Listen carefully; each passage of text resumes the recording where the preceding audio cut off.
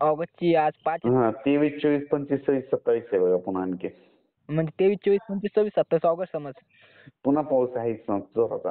किमान जोराचा. जोराचा पडणार आहे म्हणजे 19 पासून. ते नवीन आता इतका पाऊस पडेल की त्यानं मग तळेच भरतील ती छोटी छोटी सगळी.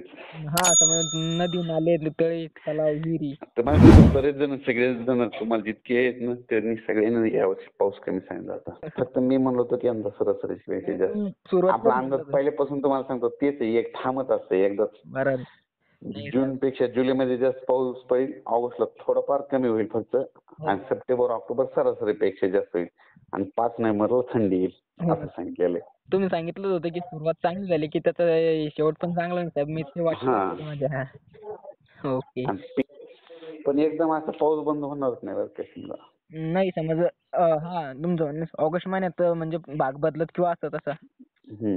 आता बरेच जण म्हणते थंड आहे उगाच भेडवायले थंड पडणार नाही काय नाही.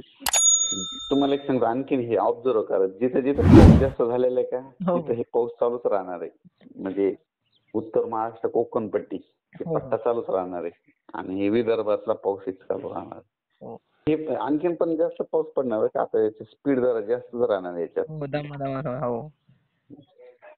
ओके. धन्यवाद धन्यवाद साहेब खूप खूप.